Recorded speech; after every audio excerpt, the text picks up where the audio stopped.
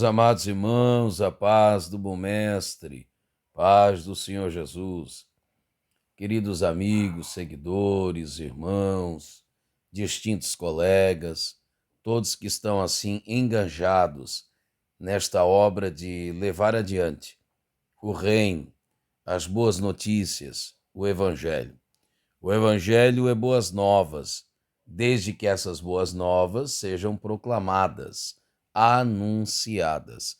Quão preciosos são os pés, como diz Isaías 52, daqueles que anunciam, daqueles que levam, a boa semente, a boa palavra, a saber, são os condutores da palavra do bom Deus. Vamos a Efésios, capítulo 2, versículo de número 8. Eu sei que é um texto muito popular, é um texto bastante conhecido. Infelizmente, o fato de muito falarmos sobre determinado assunto não necessariamente evidencia o conhecer sobre ele. Estou usando essa estratagema de gravar aqui, na tela do smartphone, a fim de que você possa acompanhar tanto a leitura, o nosso rabiscar. Então, essa é a ideia mesmo, Estudar a palavra do bom Deus, conhecê-la mais profundamente. Efésios capítulo 2, versículo de número 8. Lembrando que o livro de Efésios, ele tem uma divisão, tá? Aquele que é leitor assíduo do mesmo sabe que há uma divisão, né? Então, os 3 primeiros capítulos dessa carta, então seria assim, são 6 capítulos, nós diríamos, 3 e 3. Então, os 3 primeiros capítulos, nós diríamos que são os capítulos teóricos, ou doutrinários, teológicos, como você preferir. Porém, acho que o termo teórico para os 3 primeiros capítulos são mais cabíveis, E os 3 últimos são os 3 capítulos práticos. Então, a teoria precisa necessariamente desenvolver na prática. Isto porque já diziam nossos pais, que a teologia ela é a mãe da ética. Então, vamos lá, até registrei aqui, A teologia é a mãe da ética. A ética procede de acordo com aquilo que a teologia, isso é, o que sabemos sobre Deus, ensina-nos. Então vamos lá. Esse capítulo de número 2, Paulo descortina, assuntos eternos, não assunto de só menos. Paulo está falando a essa igreja que experimentou um grande avivamento. Lembra disso? Conforme o registro de Atos dos Apóstolos, capítulo de número 19. Paulo aconselha-os na sua despedida em Atos 20, que eles não esqueçam-se, Atos capítulo 20, verso 27, de todo o conselho de Deus, que ele anunciou a esses, que esse comunicou-os, ensinando-os, enfim. Então, Paulo aconselha que esses não esqueçam, mas quando você lê Apocalipse capítulo 2, você vai ver que a segunda geração parece que já estava um pouco desarticulada, desconectada deste que seria o propósito central da pregação do Evangelho. Então vamos lá. Atos, ou melhor dizendo, Atos 19, esse avivamento agora é confirmado por Paulo. Efésios capítulo 2, ele vai descortinar sobre a eternidade, falar de assuntos eternos, e entre eles é óbvio que ele não pode deixar de falar da tão preciosa e grandiosa salvação. Aí ele vai explicar, parte da mecânica da mesma, dizendo, porque pela graça, observe, pela graça é que sois salvos. E isso não pode ocorrer de outro modo, senão por meio da fé. Isso é, se fosse pelo intermédio das obras, não seria graça, seria lei. E isto não vem de vós, então não há meritocracia. Isso é dom, é dádiva de Deus. Não vem das obras, como já dissemos, a fim de que ninguém glorie-se nela, a fim de que ninguém vanglorie-se na mesma. Porque somos feitura sua, criados em Cristo Jesus para as boas obras. Isso aqui é maravilhoso. A gente foi salvo pela fé e para as obras, ok? Nós não fomos salvos pelas obras, mas para que andássemos nela. É o que o próprio texto vai dizer, ó, as quais Deus preparou. Foi Deus quem assim o fez, a fim de que nós não apenas exercêssemos, mas exercitássemos nela. Porém, esta graça salvífica, salvadora, essa graça que emana de Deus, ela não é o próprio Deus. Ela não é uma espécie de a quarta pessoa da Trindade, por bondade. Então a gente não pode nem superestimar, menos ainda subestimar. Então não devemos subestimar a graça e nem superestimá-la. Não é o propósito das Sagradas Letras, tá bom? Nem além, nem aquém. Então não endeusamos a graça que emana de Deus, como se a mesma fosse o próprio Deus. Ela não é o próprio Deus. Ela é uma manifestação, um mecanismo, uma mecânica validada, utilizada, projetada pelo próprio Deus. Propósito, a fim de que nós não usamos a graça de Deus contra o Deus da graça. Repito, não usamos a graça de Deus contra o Deus da graça, tá bom? Coisas como essa merecem ser repetidas a fim de que nós a fixamos, né, como pregos bem fixados em nossa memória. Então, observe, Tito 2:11 vai falar-nos acerca de algumas manifestações dessa graça, qualificações, características e atribuições da mesma.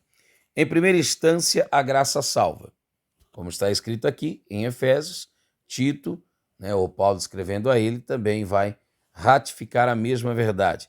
Porque a graça salvadora de Deus, observe, se há manifestado gênero masculino, há um cacófono aqui, pois pesquise sobre. A graça de Deus se há manifestado a todos os homens.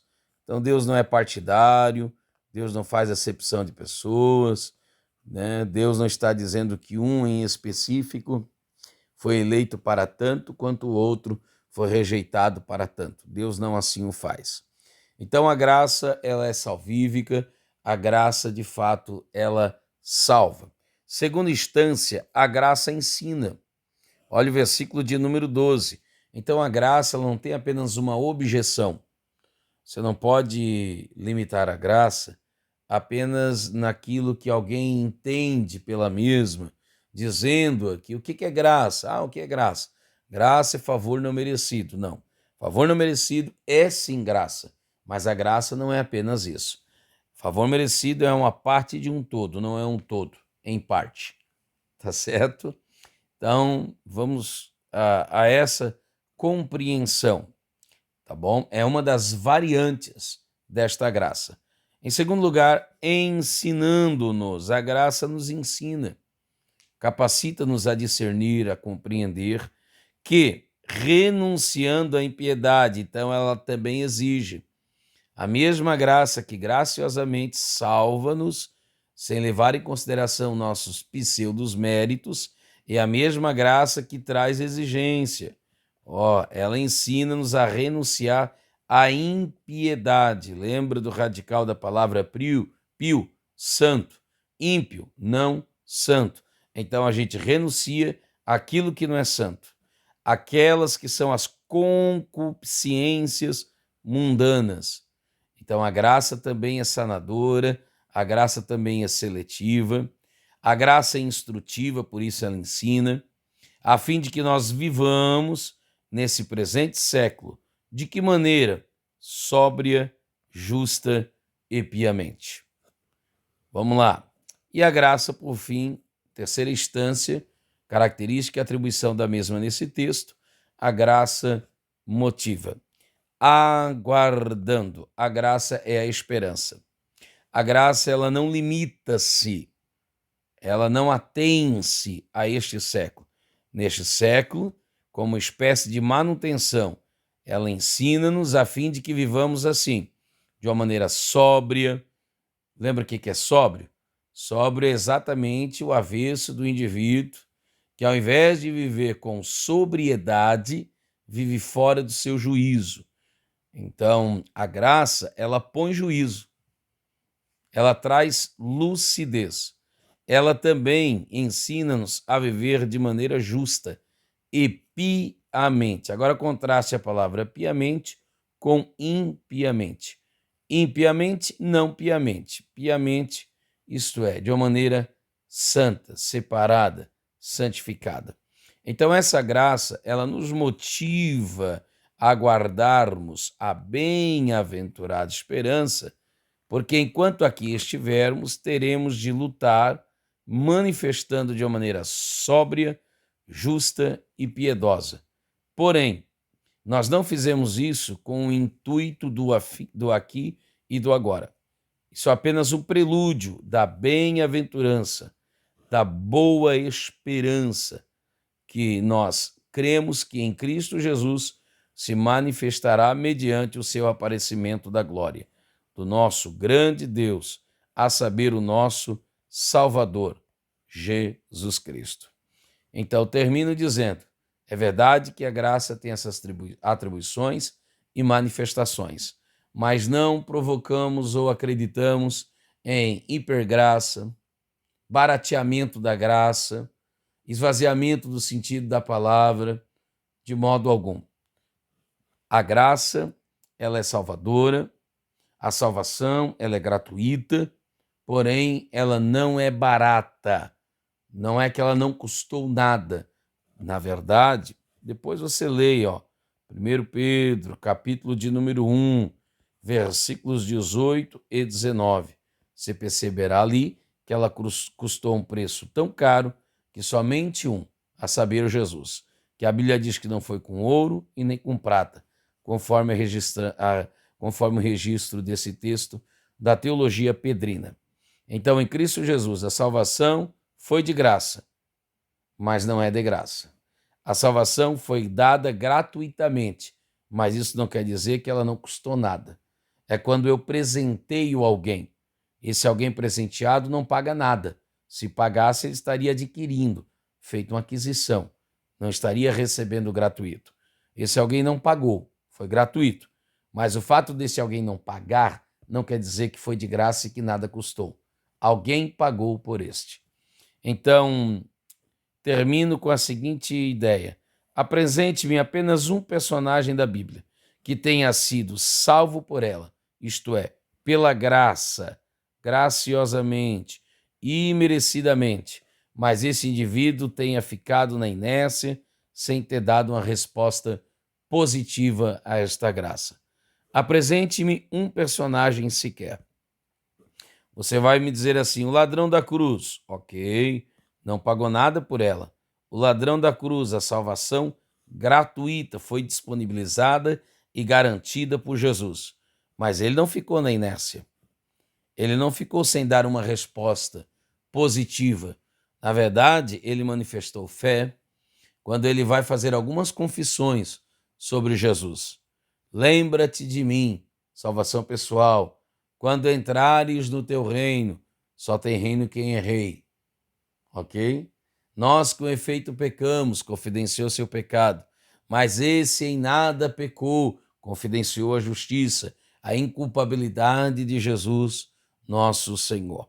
Então você não vai encontrar um personagem sequer. Você vai encontrar pessoas como gentios, como a Moabita Ruth. Ela não fez nada para ser salvo? Será que essa é a ideia verdadeira? Ela não mereceu, é verdade, mas não dava para dizer que ela nada fez. Pense em Naamã. Ele não fez nada para ser salvo, não no sentido de eternidade, mas salvo da lepra que lhe atormentara? E os 7 mergulhos? Lembra que ele disse? Eu pensei que ia ser mais fácil. Eu pensei que ia chegar aqui. Não foi assim. Porque a salvação é de graça. É verdade. A salvação é pela graça. É verdade. Mas não é um barateamento da salvação. e qualquer outro personagem que você pensar nas Sagradas Letras. Que Deus graciosamente convença-nos e ensine-nos por intermédio de sua graça. Ó graciosa graça, que de graça me mantém nessa graça, e que essa graça tão graciosa mantenha-me a ponto de encontrar graça, para que nesta graça, salvo por ela, eu viva graciosamente para o Deus da graça. Essa é a nossa oração em Cristo Jesus.